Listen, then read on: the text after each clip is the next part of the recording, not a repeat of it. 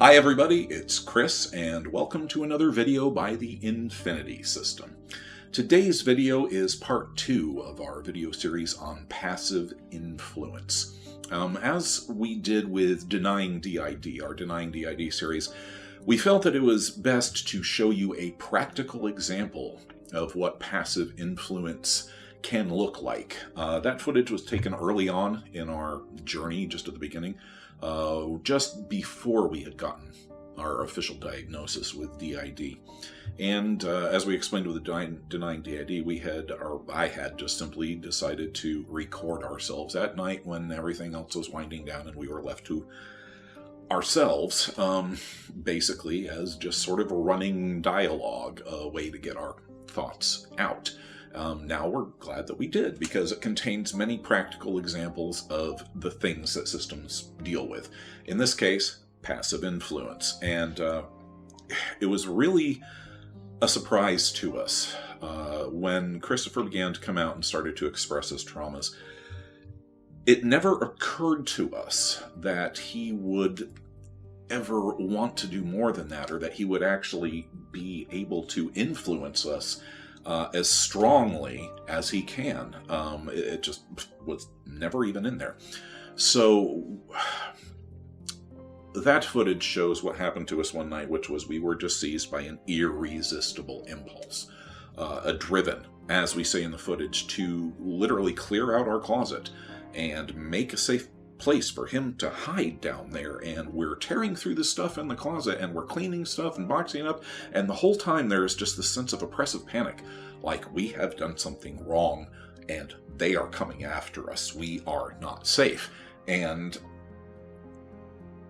I'm trying to logic and reason this out, but it's just not working because there was no reason or logic to it.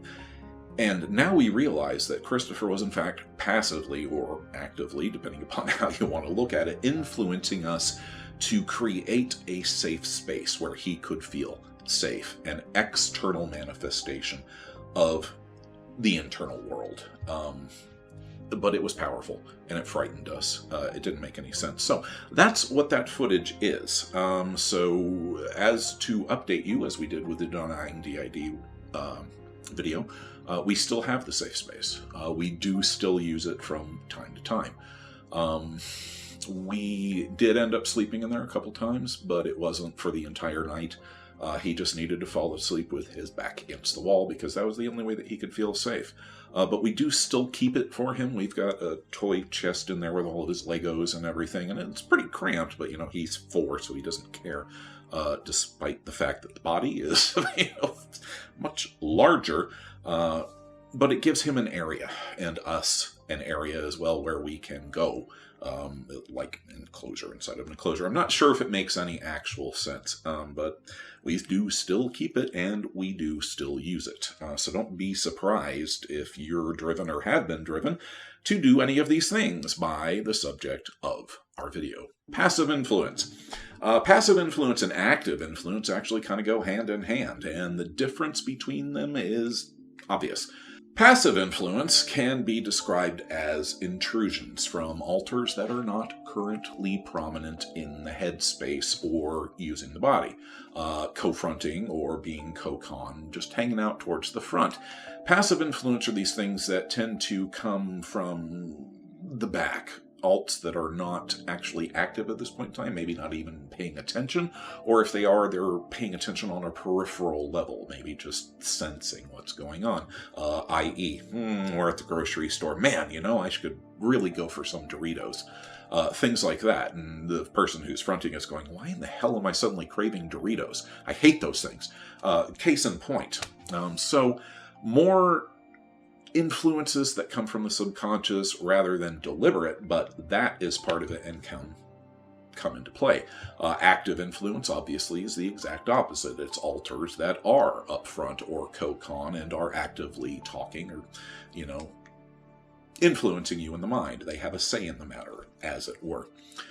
So passive influence, active influence. The common types of passive influence can be, and they run the gamut, mental, which cover thoughts, ideas, basically anything that happens. The most common of this is thought insertion or thought withdrawal, which are strong thoughts that don't feel like they're yours. You don't know where they're coming from. This is also called self-alteration, where you may suddenly be feeling thoughts that aren't yours, and you're not sure exactly where they're coming from, but then they'll go away. It's a little weird to describe. The thoughts, obviously, like we just said, may suddenly vanish, or you may lose track. Self-puzzlement. Why am I feeling this? Why am I doing this? Why did I want to do this? Real excellent example of that we can give you would be, this was about a month or so ago, we were looking everywhere for our mailbox keys and could not find them because they're attached to the house keys. Well, we were unloading the dishwasher, and here they are in the top rack. Apparently one of us decided that the keys needed washing. Don't know, it didn't make any damn sense. So at that point in time, somebody was probably saying, these are dirty or something, and as a passive influence, either inadvertently or advertently decided, hey, let's throw these in the dishwasher, because otherwise I can't figure out how the hell they ended up there. Okay, so we have thoughts, we have actions, which can be speech, and direct actions, as we just kind of covered. This can cover things like speech insertion and withdrawal. For example, you're in a conversation with somebody and maybe things are getting a little heated, and then all of a sudden, from out of nowhere, you spout something off that's only going to make things worse. And you know it, and you're like, no! And yet at the same time, your mouth opens up and it blah, blah, blah, blah, and it makes things 1,000 times worse. Where did that come from? That is a speech insertion. That is an alter who is either kind of co-conning or from the back who is saying, no, I don't like this. I have this to say about this, and I'm not going to let this go until I do. And the next thing you know, the body is going blah, blah, blah, blah, blah, blah. This has happened to us, and it actually happens to us fairly frequently. When we're in a disagreement with someone, for example, we have a problem letting the point go, or somebody does, or one or the other of us does. And so those of us who are saying, look, the conversation's over, this is only going to exacerbate the situation, let's walk away, and then all of a sudden there's somebody who's just like, but! And it's like, oh, you're killing us. So, speech insertion. The opposite side of that, withdrawal. When you're, say, in a conversation with somebody and you're talking about a subject or something maybe heavy emotionally, and all of a sudden you just completely lose track of what you're going to say. And it's not just, forgetting for a moment. It's, what the hell were we just talking about? Because this sudden wall has went up, and you just had a conversation, but for the life of you can't remember what the hell you just said or how long you've been talking about it. So that can be caused by an alt withholding that thought, like with the speech insertion, and then pulling it back. So not only an insertion, but a withdrawal, not only of thought, but now of speech as well.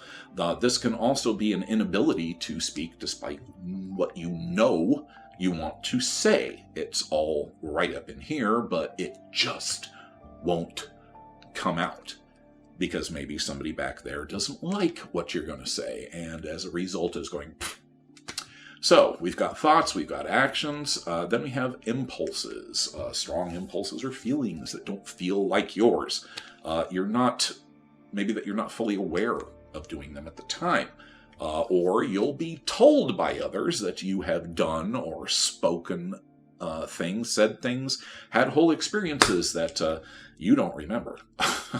This has happened with us frequently, and actually was kind of one of the telltale signs of DID before we even knew about it. Our family members would get very frustrated with us because they would relate something, or they would, we would be talking about something and they would say, but you said, or, well, you told us this, or you mentioned this, and it's like, we're looking at them like they're crazy creatures from Mars because we had no memory of this whatsoever. And it's like, no, I don't remember ever saying that or ever doing that.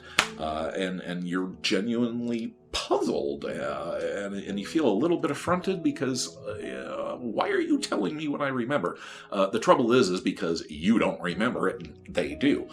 So you have to kind of learn to take the word of those around you for what actually happened, because systems don't exactly experience time in a linear fashion.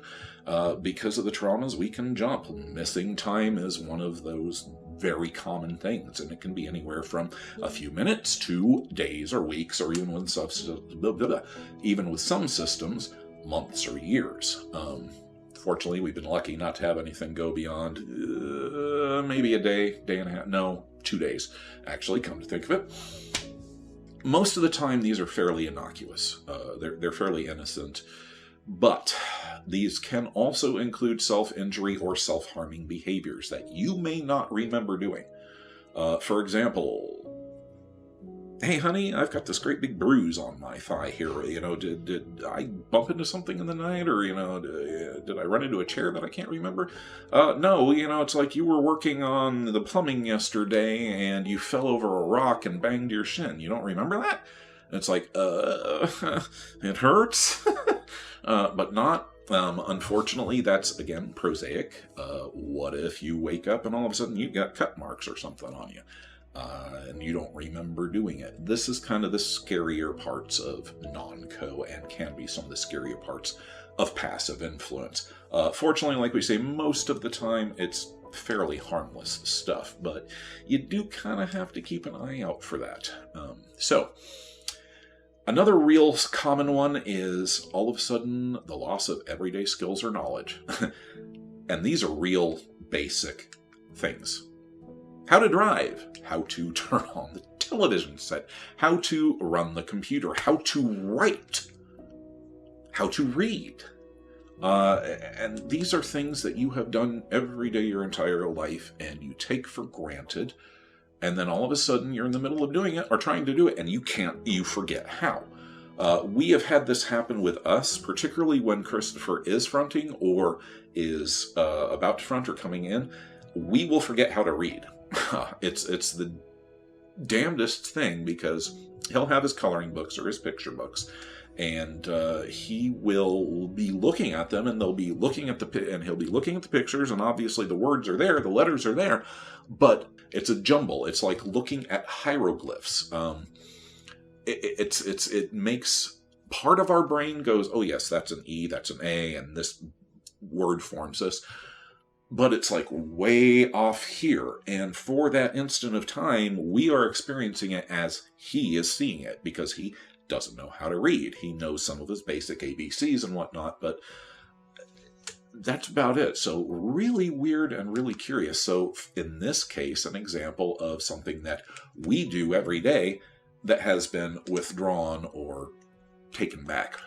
So on with some more of the fun aspects of passive influence. That not only with the thoughts and the physical actions, this can also include audio or hearing voices. This can be very common, especially for systems. And these voices can, depending upon the person in the system and the type of trauma, appear to be either internal or external. Most of the time they're internal. We have heard both. Both external and internal. I guess you could call them hallucinations, particularly when they're external. You will hear children's voices. That's a real common one. That's generally how we know that a little is about to come out. You'll hear adult voices, both defined and undefined. Somebody suddenly calling your name when there's nobody there, or you'll hear your relative's voice, your mother's voice or something, say your name and you're the only one there. Things like that, or somebody talking to you and you'll turn around and you'll be like, what? Or you'll literally answer the question that you think they just asked you, but they didn't say anything. You may hear voices arguing with you, and not just the regular voices in the headspace. This is a little more insidious. Voices that threaten you or say a lot of negative self-image things to reinforce the guilt, blame, shame cycle that has been there the whole time. They may even get you to attempt to perform harmful or self-destructive acts. This can be something as subtle as lack of self-care, not taking a shower in the morning or for a couple of days, to attempting to drive your car off the road. Obviously, we're picking extremes from one end of the spectrum to the other. Audio hallucinations can also be music coming from nowhere. I mean, yeah, everybody gets the earworm stuck in their head, but this is music that's undefined, like you're standing in a party or something, and you know there's music going on, but you can't quite make it out. Or say somebody has their stereo on really loud next door, and you hear it, and you can't quite make out what it is, but you know there's music there. We get that a fair amount, but then of course we also have neighbors that have loud stereos as well, so you know, we've kind of had to learn to stop, look, and listen, as it were. Crowd noises are another common one. Again, like you're inside of a club or something, or you're inside of a gathering of people, and you can't quite make out what they're saying. Now, obviously, some of these could be, and generally are, alters in the head. Obviously, alters argue with each other. The thing about being in the headspace, and each alter in the headspace, at least to us, is that everyone has a different voice. They have a very distinctive voice and a very distinctive way of speaking. Sometimes this translates to the outside, like Percival, for example, or Rosemarie versus me or Mimi, or even Data. So we've got the auditory hallucinations, and we also have visual hallucinations that can come from passive influence on the inside. These most commonly take the shape of shadow forms or semi-solid glimpses of figures. We get them over on the right-hand side a lot. We have had full-fledged hallucinations where there is a person standing there for the time that it takes us to blink our eyes a couple times and make sure that we're just not seeing something in our eye. And then we'll turn our head away and they'll be gone. So our therapist has basically said that these are most likely manifestations of the alters attempting to communicate with us. We generally have this happen real bad just before we have a new alter ready to come out, or a trauma bubble about to burst. So we get that one a lot. Also is the feeling of somebody hanging out over your shoulder. With us, it's generally the right shoulder for whatever reason. There might be folks who get it on the left, but not for us. Most of our stuff is all right back here. That's where we hang out, that's where we see things, that's where we get our hallucinations, which are not fun. We call them our little friends. And generally once or twice a day we'll be going, go away, you're not real, or just talk to me if you're going to. That brings us to emotions, and especially emotional insertion and withdrawal. Now, by this time, you should pretty much know exactly what these are going to be. Emotional insertion, sudden swings of emotion that make no sense under the circumstances. You'll be sitting there, la-da-da-da-da, having a conversation, and all of a sudden, boom, you're terrified for no particular reason. Maybe you're eating dinner, and all of a sudden, boom, you're terrified that you haven't eaten all your peas, and you're going to be spanked before you go to bed. Or a sudden lack of emotions where you should be reacting to the circumstances. Say, for example, you're watching something on TV that's highly emotional or very tragic, and you're just sitting there, meh. That would be an example. So, we have learned about passive influence. We've learned about the different types, mental, physical, emotional. We've learned about how it can affect audio and visual, causing hallucinations or influences. And we've talked about also the emotional insertions and the withdrawals thereof, which help to explain why we're suddenly overly emotional and then suddenly cold as ice. So, we've shared our experiences with you guys. Let's hear what you have to say. Have you experienced passive influence? Have you experienced active influence? What are some of the worst examples of each that you've had? What are some of the best examples of each that you have had? Let us know in the comment section below. We apologize for the disjointed nature of this video. Not to be weird about it, but we actually have experienced quite a lot of passive resistance to this one. For some reason, it took us a long time to actually get it graphed out, and now to sit down and to film it and everything. And so, you guys let us know your thoughts below, and as always, we ask that you click like, share, and subscribe, and always remember that you are loved, that you are strong, and that you are not alone. I'm Chris. Thanks for watching.